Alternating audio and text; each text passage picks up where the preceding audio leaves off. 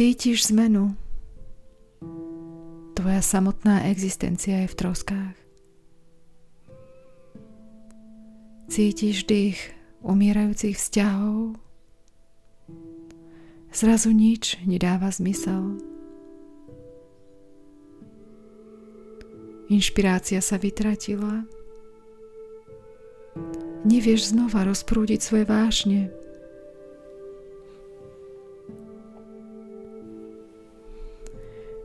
Pomaly povstávaš z popola.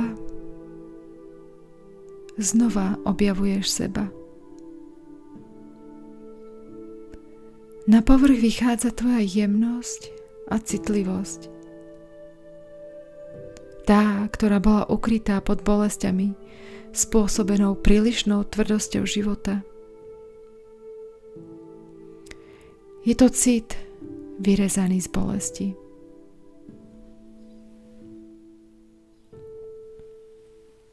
Nespočetné stretnutia medzi životom a smrťou. Je to tvoja cesta k objaveniu seba, ktorá pozná zákonitosti života a nič nenechá na náhodu. Touto cestou strád už chápeš svoju hodnotu a hodnotu života a smrti.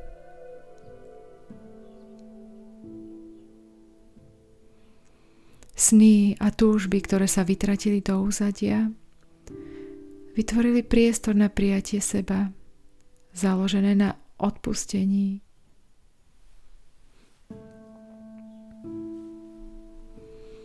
Obrovské a hlboké odpustenie slúži ako liečivý balzam na dušu. Všetci sa snažíme o to najlepšie, ako momentálne vieme. Niekedy však to najlepšie padne do hlbín popola, aby sme našli seba a vzájomné pochopenie.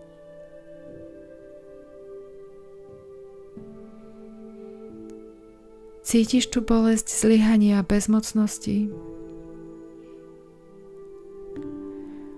Cítiš ju hlboko v kostiach a na dne duše. Tvárou v tvár realite. Keď už tvoje doteraz najlepšie myšlienky jednoducho nestačia. Život, zdá sa, ti berie všetko, na čom ti skutočne záleží. Rozpadá sa tvoj doteraz dokonalý život, aby sa mohlo zrodiť niečo nové, väčšie, ešte lepšie. Objavuješ seba, keď si bez mena. Zisťuješ, kto si, keď si bez cieľa. Objavuješ svoje srdce otvorené prijať seba vo všetkom. Sedíš tam opustene v samote a až keď si odpustíš, môže prísť tá premena.